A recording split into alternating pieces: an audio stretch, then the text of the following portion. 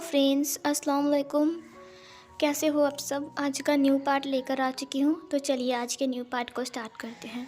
उस पार्ट में हमने देखा था कि वेंग ने वांग जी की सारी के सारे बुक्स को चेंज कर दिया था, जिसकी वजह से ना वांग जी को बहुत गुस्सा आ गया था। वांग जी जो कि था अब वेंग को पनिशमेंट देना चाहता है।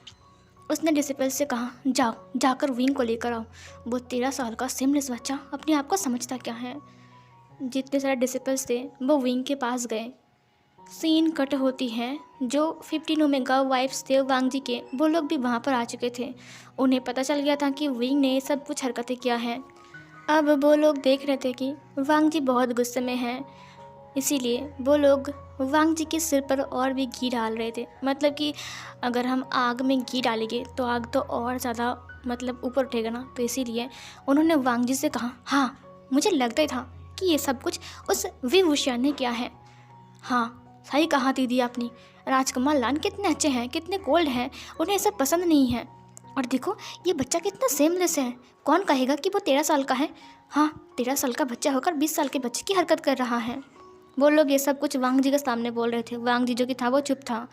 फिर सीसी ने कहा, मुझे लगता है ना कि आज सुबह जो हुआ ना, राजकुमार लान की नोज़ को देखा तुमने, मुझे उनके लिए बहुत बुरा लग रहा है। मुझे लगता है ये सब कुछ विंग ने किया है। जब से विंग आया है तब से ये सब उठ पतंग हरकतें करते जा रहा है, और ऐसा उठ पतंग हरकतें कोई नहीं करता। किसी में इतना हिम्मत है करने का। वांग जी जो कि था वो चुपचाप ये सारी बातें सुन रहा था। तभी एक आवाज़ आई, छोड़ो मुझे, कहाँ ले जा रहे हो। मैंने कहा छोड़ो, तुम्हारी हिम्मत कैसे हुई मुझे ऐसे पकड़ने की। डिसिपल जो था वो विंग को पकड़ कर लेकर आ रहे थे। विंग ने कहा, छोड़ो छोड़ो मुझे, अगर मुझे नहीं छोड़ा ना तो मैं तुमको ना पनिशमेंट दूंगा। छोड़ो छोड़ो मुझे। और वो लोग विंग को लेकर आते हैं।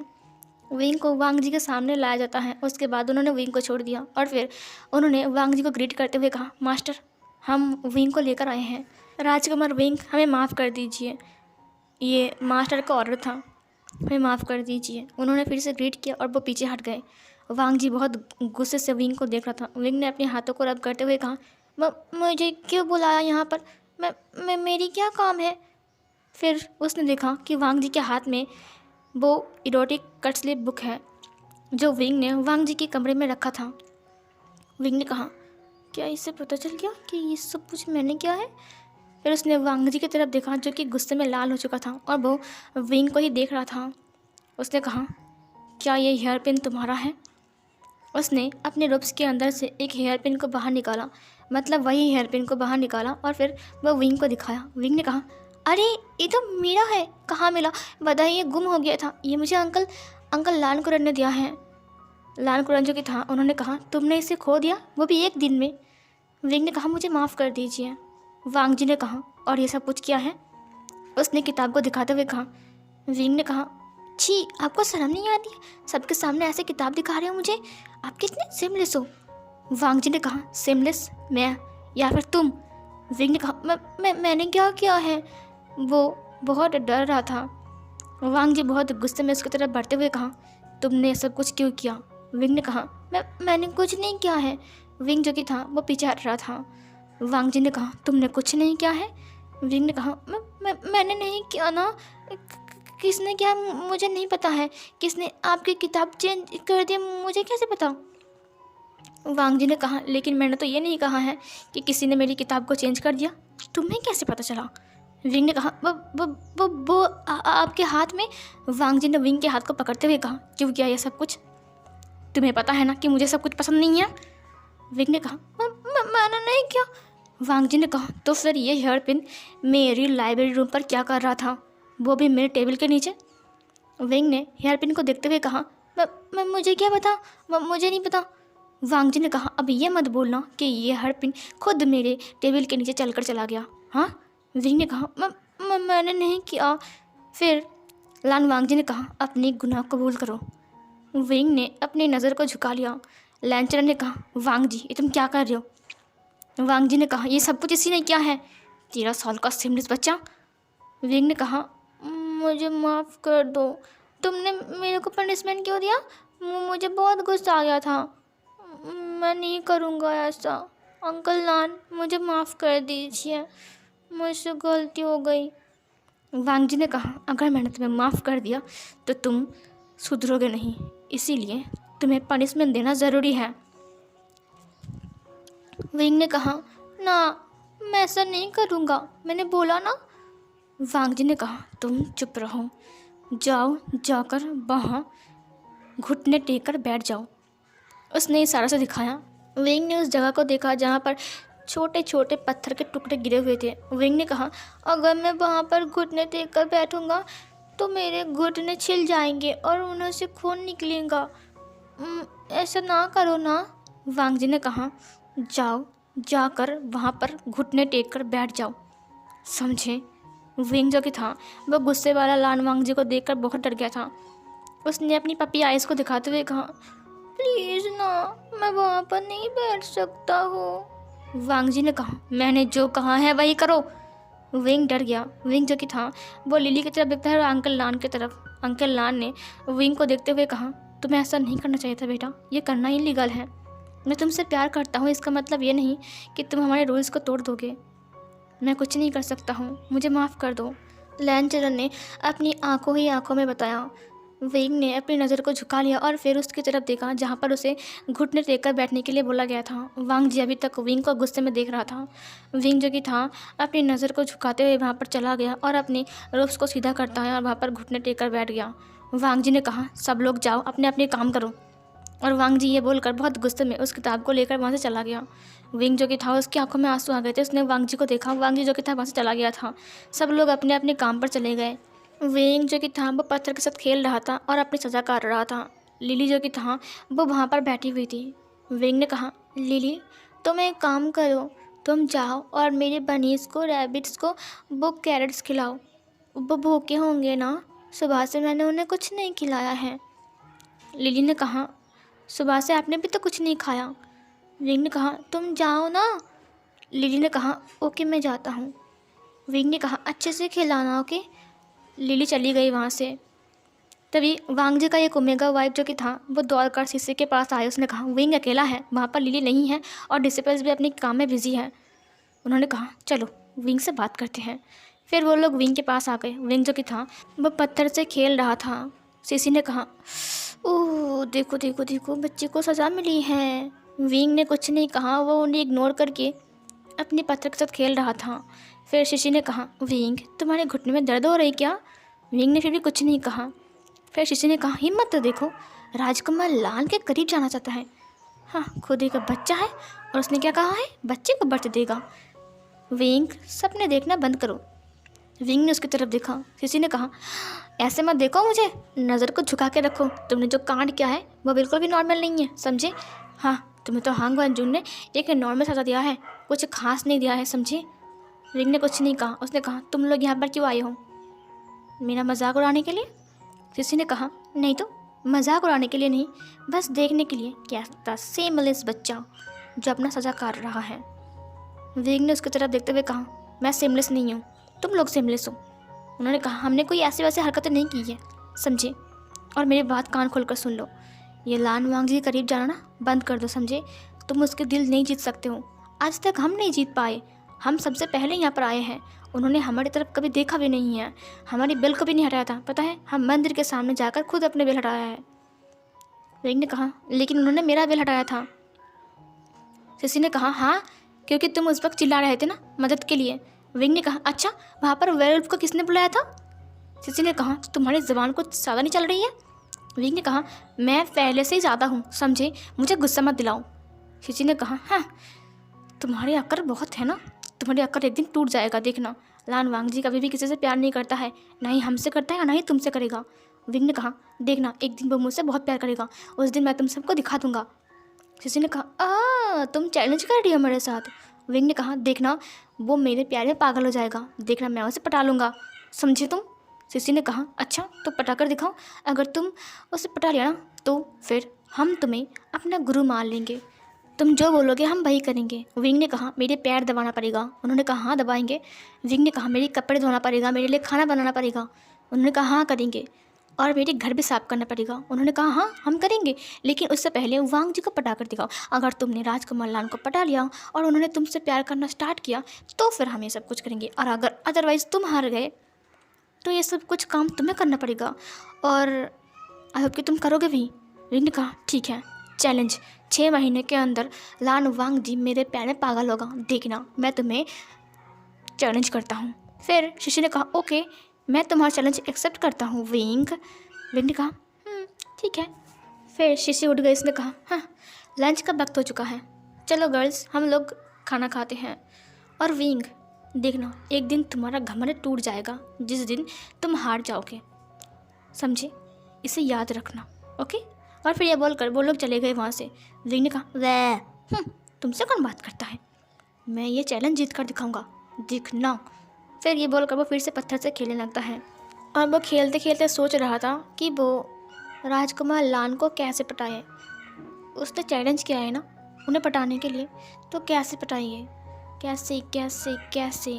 तभी उसे लान कुरान की बात याद आ गई, तुम्हें एक बेबी को बर्थ देना पड़ेगा जो कि बहुत पावरफुल होगा और वो सारे सेक्ट के ऊपर राज करेगा और वो तुम्हारा ही बेबी होगा। विंग ने कहा राजकुमार लान को पटाने के लिए सबसे पहले उनके करीब जाना पड़ेगा। मीन मुझे जाना पड़ेगा जिंगसी में सबसे पहले, उसके साथ रहूँगा तो फिर उसके करीब रहूँगा, तो शायद उसे पटाने का कोई आइडिया मिल जाए। हाँ अंकल लान से बात करना पड़ेगा मुझे। शाम के टाइम वहाँ पर 2 डिसिपल आते हैं। विंग जो कि था वहाँ पर ही बैठा हुआ था और वो अपने पत्थर से खेल रहा था। डिसिपल ने कहा हांगवान जुन ने कहा है अब आप जा सकते हो, आपकी सज़ा पूरी हो गई, अब जा सकते हो आप।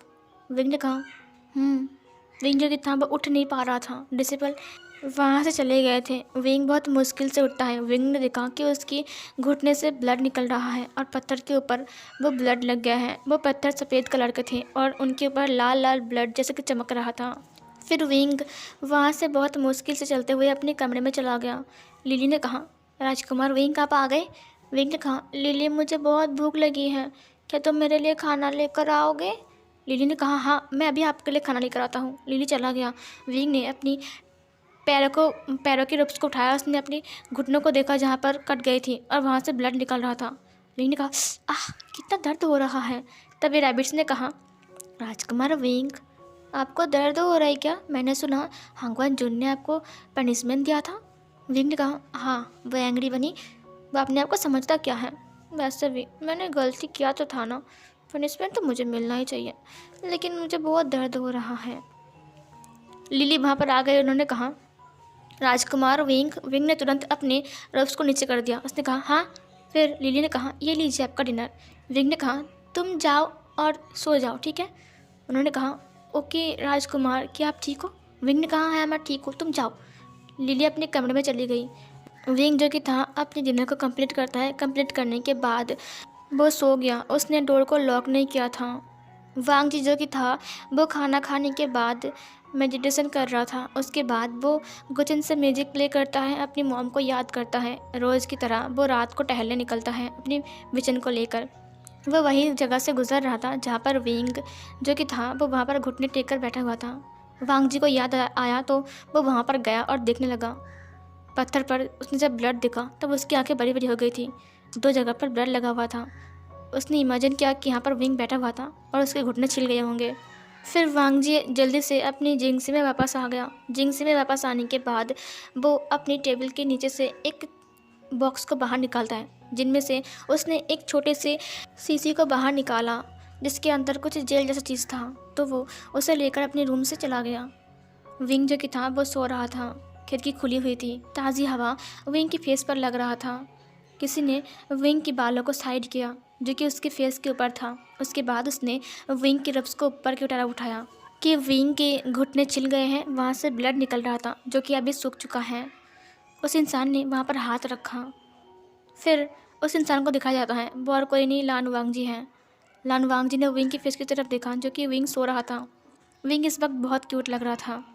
वांग जी ने वही शीशी को बाहर निकाला और वहाँ से उस जेल टाइप की चीज़ को बाहर निकालता है और उसके बाद वो उसकी घुटनों पर अप्लाई करने लगता है। विंग जो कि था उसे जलन महसूस होती है। उसने कहा आउच, और फिर विंग उठ गया। विंग उठकर पूरा बैठ गया था। उसने देखा कि वांग जी उसके घुटने पर दवा लगा रहा है, वो भी उसके पैर के पास बैठकर। विंग ने कहा तुम यहाँ पर क्या कर रहे हो। वांग जी रुक गया। उसने विंग की तरफ देखा। विंग ने अपनी एक आंख छोटी करते हुए कहा, क्या तुम मेरी पैरों को देखने आए हो कि तुमने पनिशमेंट देने की वजह से मेरे पैर पर क्या हुआ है? उसने कहा, मुझे माफ़ कर दो, मैंने देखा कि वहाँ पर ब्लड लगा हुआ है तो फिर। विंग ने कहा, तो फिर क्या? वांग जी ने कुछ नहीं कहा। उसने फिर से उस जेल को बाहर निकाला शीशे से और फिर से विंग की घुटनों पर लगा दिया। वो लगा रहा था अच्छे से। विंग ने उसके हाथ को पकड़ते हुए कहा, कोई ज़रूरत नहीं है। वांग जी ने विंग की तरफ देखा। उसने कहा, लेकिन ये छिल गए हैं। विंग ने कहा, तुम खुद पनिशमेंट देते हो, उसके बाद तुम मरहम लगाने के लिए आए हो? जाओ यहाँ से, मुझे कोई ज़रूरत नहीं है इसकी। वांग जी ने कहा, ये बहुत असरदार है, अगर तुम इसे लगा लोगे तो ये कल तक ठीक हो जाएगा। विंग ने कहा, कोई ज़रूरत नहीं है इसे ठीक होने की, ये अपने आप ही ठीक हो जाएगा। विंग ने अपनी फेस को दूसरी तरफ घुमा लिया। वांग जी को एहसास हुआ कि उसने कितना ज़्यादा ही विंग को हर्ट कर दिया है।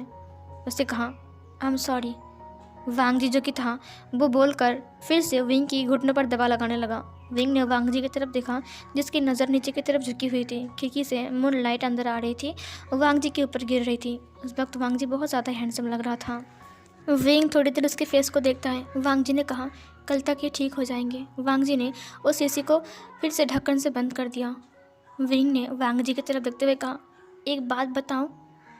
वांग जी ने विंग की तरफ देखा। विंग जो कि था उस वक्त बहुत ज़्यादा क्यूट लग रहा था। वांग जी ने कहा, विंग ने कहा, जब तुम्हें इनके साथ रहना ही नहीं है तो तुमने इतनी सारी शादी क्यों किया है? वांग जी बहुत देर तक चुप रहता है। विंग को पता था कि वांग जी से कोई जवाब नहीं देने वाला है, लेकिन वांग जी ने कहा, इसमें मेरा कोई हाथ नहीं है। विंग ने कहा, कोई हाथ नहीं है मतलब? फिर से वांग जी चुप रहा। फिर से वांग जी ने कहा, थोड़ी देर बाद, ये सब कुछ मेरा अंकल ने किया है। विंग ने कहा, तुमने कुछ कहा क्यों नहीं? वांग जी ने कहा, मैं क्या कहता? विंग ने कहा, अगर तुम्हारी इसमें कोई हाथ नहीं है और तुम इनके साथ रहना नहीं चाहते हो तो तुम खामखा इनकी ज़िंदगी बर्बाद क्यों कर रहे हो? बेचारे वो तुम्हारे पीछे पीछे कब तक भागेंगे? तुम तो उन्हें देखते तक नहीं हो। वांग जी ने कहा, मैं अंकल की बात नहीं टाल सकता हूँ। विंग ने कहा, क्या? क्यों? वांग जी फिर से चुप रहा। थोड़ी देर बाद वांग जी ने कहा, बहुत साल हो गए हैं, मेरी मॉम मुझे छोड़कर चली गई, लेकिन उन्होंने मुझे कहा था कि अंकल हमसे बहुत प्यार करता है। अंकल ने हमें बड़ा किया बचपन से लेकर। अगर हमारा कोई मॉम है और कोई डैड है तो हमारा अंकल ही वो है। विंग ने वांग जी की तरफ देखा जो कि अपनी नज़र को नीचे की तरफ झुकाते हुए बात कर रहा था। वांग जी ने कहा, मेरी मॉम ने कहा था कि हर वक्त अंकल की बात मानना, उनकी बात को कभी मत टालना। अगर मैंने उनकी बात को टाल दिया तो फिर मेरी मॉम का अपमान करना होगा। विंग ने कहा, इसका मतलब ये नहीं कि तुम एक के बाद एक शादी किए जाओगे? तुम तो उन्हें देखते भी तक नहीं हो, यहाँ तक कि तुमने उन्हें उनका बेल तक नहीं हटाया था। वांग जी ने कहा, क्योंकि मुझे वो पसंद नहीं है। विंग ने कहा, क्या तुम कभी भी किसी को पसंद नहीं करोगे? वांग जी वहाँ से उठने लगा। वांग जी उठते हुए कहा, मुझे नहीं लगता। विंग ने कहा, अगर किसी ने तुम्हारे दिल पर जगा लिया तो? वांग जी विंग की तरफ मुड़ते हुए कहा, तो फिर मैं इसके बारे में सोचूंगा। विंग ने कहा, सोचोगे? तब ये विंग के पैर से कुछ हिलने लगता है। वांग जी ने विंग के पैर की तरफ नोटिस किया। उसने कहा, ये क्या है? उसने उसके साइड का जो पिलो था उसे हटाते हुए कहा। विंग ने कहा, नहीं नहीं मत हटाओ। वांग जी ने हटा दिया। वहाँ पर 2 रैबिट्स थे जो कि एक दूसरे को स्मेल कर रहे थे। विंग ने अपने आइज़ को ब्लिंक किया, फिर उसने वांग जी की तरफ देखा। वांग जी विंग की तरफ देखते हुए कहा, ये यहाँ पर क्या कर रहे? विंग ने कहा, वो ये मेरा दोस्त है। वांग जी ने कहा, दोस्त? तुम्हें पता भी है लान कबीले में जानवर पलना मना है। विंग ने कहा, मुझे पता है, लेकिन मैं इनके बिना नहीं रह सकता हूँ। वांग जी ने विंग के बेड के साइड की तरफ देखा जहाँ पर नीचे फ्लोर में बहुत सारा रैबिट्स था। टोटल 23 रैबिट्स नीचे था और 2 रैबिट्स बेड के ऊपर था। वांग जी ने कहा, इतने सारे रैबिट्स तुम? विंग ने कहा, वो मैं इन्हें बाहर नहीं निकालता हूँ ना, ये मेरे घर के अंदर ही रहते हैं।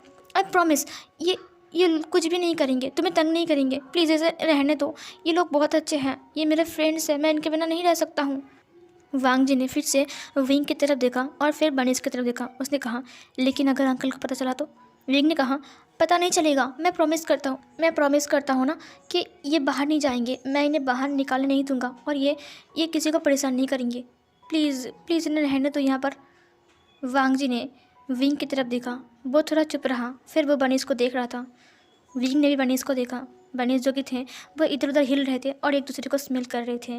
वो बहुत डरे हुए थे। वांग जी को देखकर वो लोग बहुत डर गए थे। वांग जी बहुत टाइम तक चुप रहा था। उसने कहा ठीक है, लेकिन अपना प्रॉमिस भूलना मत। विंग ने कहा हाँ थैंक यू सो मच। वांग जी ने कहा गुड नाइट। क्या तुमने डिनर किया है? विंग ने कहा हाँ। कब का कर लिया तुमने? वांग जी ने कहा गुड नाइट, मैंने भी कर लिया। ये बोलकर वांग जी जाने लगा। जाते जाते उसने एक बात कहा, जब सो जाओगे तब दरवाज़ा बंद कर लेना, दरवाज़ा खुला रखना बिल्कुल भी गलत बात है। विंग को याद आया कि सोने के टाइम उसने दरवाजे को बंद नहीं किया था। विंग ने कहा ओके बाय। वांग जी जो कि था वो चला गया। विंग ने वांग जी को देखते हुए कहा जितना बुरा समझा था तुम उतना बुरा भी नहीं हो। उसने अपने घुटनों पर हाथ रखा और स्माइल किया। फिर इधर वांग जी को देखा जाता है। वांग जी चल रहा था, फिर वो पीछे मुड़ा और उसने विंग की डोर की तरफ देखते हुए अपने माइंड में कहा मैं बहुत सारे लोगों से मिला लेकिन तुम बहुत अलग टाइप के हो विंग। और फिर ये बोलकर वांग जी वहाँ से चला गया। सीन कट होती है, हमें विंग को दिखाया जाता है जो कि दौड़कर लांचरन के पास आ गया। लांचरन ने कहा विंग तुम इतनी जल्दी जल्दी में क्यों हो? तुम मुझसे कुछ बात करना चाहते हो? विंग ने कहा अंकल लान मुझे आपसे ज़रूरी बात करनी है। लांचरन ने कहा हाँ बताओ क्या ज़रूरी बात करनी है? विंग ने कहा अब मैं कैसे कहूँ, दरअसल बात ऐसी कि मुझे ना। लांचरन ने कहा देखो इतना हिचकिचाओ मत, तुम मेरे बेटे जैसा हो, तुम्हें कुछ चाहिए तो बोलो। विंग ने कहा हाँ मुझे कुछ चाहिए। लांचरन ने कहा हाँ बोलो क्या चाहिए। विंग ने कहा वो मैं ना जिंगसी में मैं। लांचरन ने कहा हाँ जिंगसी में क्या हुआ है? विंग ने कहा वो मैं जिंगसी में रहना चाहता हूँ वांग जी के साथ। ये सुनकर लांचरन के हाथ से वो चाय के कप गिर गई। उसने विंग की तरफ देखा। उसने कहा क्या? विंग ने कहा अब वो आपने कहा ना कि आपको ग्रैंड चाइल्ड चाहिए तो वो उसके लिए शायद मुझे जिंगसी में रहना पड़ेगा। तुरंत लांचरन ने विंग की दोनों शोल्डर को पकड़ते हुए कहा विंग बेटा क्या तुम सच कह रहे हो? विंग ने कहा वो सच है। तभी इधर विंग का जो कान था वो पूरी तरीके से रेड हो चुका था। लांचरन ने कहा ठीक है तुम जो चाहते हो वही होगा, तुम सच में मुझे दोगे मतलब ग्रैंड चाइल्ड? विंग ने कहा हाँ वो आपने कहा था ना। लांचरन ने कहा ठीक है आज से तुम जिंगसी में रहोगे, ठीक है बेटा? विंग ने कहा ओके। लांचरन ने कहा अपना सामान पैक करो, ठीक है मैं जाता हूँ बात करता हूँ। विंग ने कहा ओके। ये बोलकर विंग बाहर आ गया। लिली ने कहा राजकुमार विंग क्या हुआ है? विंग ने कहा चलो सामान पैक करना पड़ेगा। लिली ने कहा क्यों? विंग ने कहा हम जिंगसी में आ रहे हैं, मैं जिंगसी में आ रहा हूँ। लिली ने कहा जिंगसी बट वो तो राजकुमार लान का कमरा है ना? विंग ने कहा हाँ आज से वो हम दोनों का कमरा बन जाएगा। ये बोलकर विंग जाने लगता है। लिली ने कहा अगर राजकुमार लान को पता चलेगा कि आप उसके रूम में आ रहे हो तो फिर वो आपको पनिशमेंट देगा तो? विंग ने कहा वो नहीं देगा, तुम चलो मेरे साथ। ये बोलकर विंग चला गया और ये वाला पार्ट यहीं पर एंड होती है। तो गाइस देखते हैं आगे कि क्या होने वाला है। Okay bye bye.